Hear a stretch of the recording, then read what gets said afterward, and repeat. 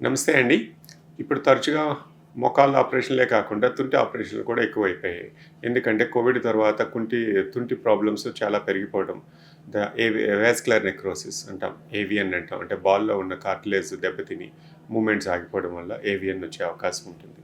AVN తరచుగా అంటే Covid కన్నా ముందు కూడా ఉంది. కోవిడ్ తర్వాత కూడా ఎక్కువైపోయాయి. దానికి కారణాలు అనేకమైనవి ఉన్నాయండి.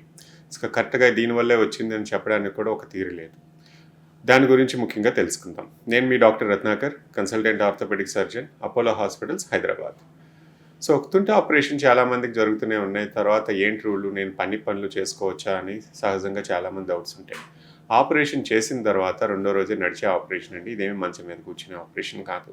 ఆలస్యం చేసుకుందాం, నాకు ఇంకా తక్కువ వయసే, ఇంకా 50 సంవత్సరాలు వచ్చిన తర్వాత చేసుకుందాం, నాకు ఇప్పుడు 40 లేదా నాకు 30 ఇంకో 10 సంవత్సరాలు ఆగి చేసుకుంటాను అని చాలామంది ఆలోచిస్తూ ఉంటారు. కరెక్టే ఆలోచన. కాకపోతే మీ యాక్టివిటీస్ ఆగిపోకుండా ఉంటే అది మంచిదండి. ఈ నొప్పి భరిస్తూ నడక మానేసి, దాని తర్వాత కుంటుతూ నడుస్తున్నాను, అప్పుడప్పుడు టాబ్లెట్‌లేసుకుంటాను అన్న పద్ధతిలో ఉండి ఆలోచించి ఆలస్యం చేస్తే అది మంచిది కాదండి.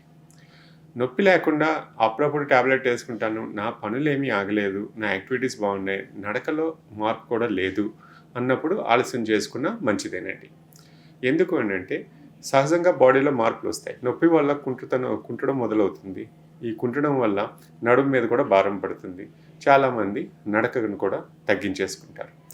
ఈ నడక తగ్గించేసుకోవడం వల్ల ఆరోగ్యం అంతా క్షీణిస్తూ ఉంటుంది. చాలామందికి అర్థమవుతుంది ఏంటంటే తుంటి నొప్పే కదా అనుకుంటారు. కాకపోతే ఓవరాల్‌గా బాడీ అంతా ఎఫెక్ట్ అయ్యే అవకాశం ఉంటుంది. తుంటి నొప్పిని ఎప్పుడూ ఏ నొప్పినైనా బాడీలో ఎప్పుడూ నెగ్లెక్ట్ చేయకూడదండి. మన పనులు ఆగకుండా ఉండి అప్పుడప్పుడు నొప్పొస్తుంది, ఏదో వారానికి ఒకటో రెండో టాబ్లెట్‌లేసుకుంటే తగ్గుతుంది, నా పనులు ఏమీ ఆగలేదు అన్నప్పుడు ఎంత ఆలస్యం చేసినా మంచిదే. ఎందుకంటే యాక్టివిటీస్ ఆగిపోతే ఇప్పుడున్న 30 అయినా 40 అవనివ్వండి, ఇప్పుడు మీరు మనిషి నడవాలి. నడిస్తేనే ఆరోగ్యం. 30-60, 70కి వెళ్ళాలి అనంటే ఈ వయసులో నడిస్తేనే మీరు ముందుకు వెళ్ళగలుగుతారు. ఈ వయసులో నడవకుండా తర్వాత నాకు ఓపికొస్తది, తర్వాత నా శరీరం సహకరిస్తది అనుకోవడం మాత్రం అవివేకం.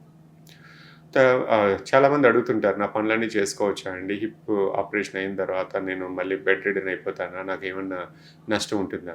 లేదండి. ఆపరేషన్ చేసుకోవడం వల్ల అడ్వాంటేజ్ ఏంటంటే నొప్పి తగ్గుతుంది. మీ యాక్టివిటీస్ అన్నీ మునుపటి లెక్క అన్నీ చేసుకోవచ్చు. దాంట్లో 90 రూల్ అంటాం. 90 రూల్ హిప్ రీప్లేస్‌మెంట్ తర్వాత అంటే ఏంటి? 90 డిగ్రీల కన్నా ముందు ఎక్కువ బెండ్ అవ్వద్దు కొన్ని వారాల వరకు. ఒక నెల, నెలన్నర వరకు ఎక్కువ బెండ్ అవ్వద్దు. కింద కూర్చోవడం స్క్వాటింగ్ పొజిషన్‌లో అవాయిడ్ చేయండి అని అంటాం. అది కాకుండా క్రాస్ లెగ్గింగ్ అంటాం. కాళ్ళు మీద కాళ్ళు రాకుండా కొంతకాలం ఉండాలి. ఎందుకంటే హిప్ ఆపరేషన్ ఎప్పుడు చేసినా డిస్‌లొకేషన్ బయటకొచ్చే అవకాశం ఉంటుంది కాబట్టి ఇవి అవాయిడ్ చేస్తే మంచిది అంటాం. అంతే తప్ప యాక్టివిటీస్ అన్నీ లైక్ మెట్లెక్కడం గానీ, డ్రైవింగ్ గానీ, జాగింగ్ గానీ ఇలాంటి పనులన్నీ మీరు చేసుకోవచ్చు. అండ్ ఆపరేషన్ తర్వాత బెడ్ రెస్ట్ అంటూ ఏమీ ఉండదండి. ఇవాళ నడిచొచ్చే ఆపరేషన్, నడిచి వెళ్ళిపోయే ఆపరేషన్. అంటే ఇవాళ ఆపరేషన్ చేస్తే రేపు నడవాలి పూర్తి బరువేసి. నెమ్మదిగా వాకర్‌తో నడుస్తారు. ఓపికొచ్చిన తర్వాత వాకర్ వదిలేసి నడుస్తారు. అది 2 వారాలు అవ్వచ్చు, 3 వారాలు అవ్వచ్చు. అంతే తప్ప దాన్ని అవాయిడ్ చేయడం, ఇంకా నాకు టైం ఉంది అనుకోవడం మాత్రం అవివేకం. మీకు నొప్పి లేకుండా బాధ అంతగా లేదు, అప్పుడప్పుడు వస్తుంది అనంటే వెయిట్ చేయడం మంచిదేనండి.